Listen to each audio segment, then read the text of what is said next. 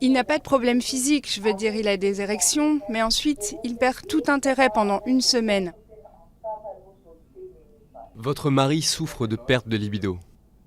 Libido, problème d'érection, MST, la vague d'appels anonymes que reçoit en direct le docteur Nadimoudine est retransmise dans l'ensemble du Pakistan. Une révolution au pays des purs où parler de son corps en public est plutôt tabou.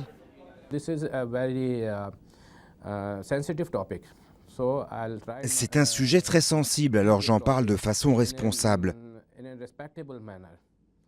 L'idée, c'est d'éviter toute controverse dans mon programme. Mais la plupart des gens apprécient, surtout les personnes religieuses, parce que, par exemple, les MST, ce sont des maladies. Et nous devons combattre les maladies, quelles qu'elles soient.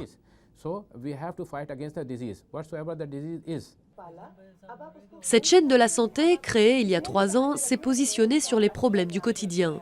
Parler de son corps, oui, mais avec bien sûr un vernis médical et aussi religieux, pour ne pas être taxé de vulgarité et donc interdit. Résultat, un succès qui se confirme. On parle de sexualité, on parle de contraception, on parle du corps. Vous savez, il n'y a pas si longtemps, on ne pouvait même pas évoquer le cancer du sein, parce que les femmes n'osaient pas parler de leur sein, de leur corps, sinon leur mari pouvait s'énerver. Maintenant, je suis vraiment surprise. Je reçois des questions qui m'étonnent. Je me dis, waouh. Dans l'émission du jour, un sujet très sensible, l'avortement. Illégal au Pakistan, il suscite pourtant le débat. Et comme la société demeure profondément musulmane, la présence d'un chef religieux sur le plateau permet de toucher tous les téléspectateurs sans les choquer, quel que soit le sujet.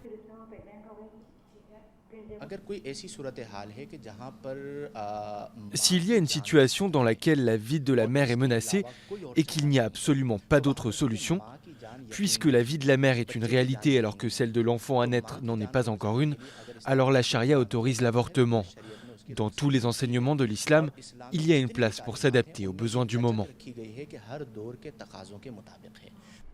Dans ce pays de quasiment 200 millions d'habitants, la moitié des foyers possèdent une télévision, ce qui en fait le plus efficace média de masse, bien avant Internet ou les journaux.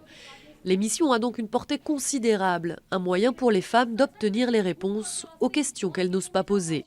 Si c'est une femme dans sa maison et qu'elle a une question difficile, qui va-t-elle aller voir? Le docteur? Mais dans notre société, si une femme venant d'un milieu conservateur va chez le docteur, quelqu'un doit l'emmener, sa mère ou sa sœur. Et si elle y va avec sa mère ou sa sœur, elle doit expliquer pourquoi elle va chez le docteur. Ça rend tout ça un peu compliqué. Une petite révolution est en marche dans les foyers pakistanais. Même si la chaîne de santé ne peut rivaliser avec les chaînes d'info ou de cricket, elle assure voir ses parts de marché progresser, notamment grâce à ses émissions audacieuses.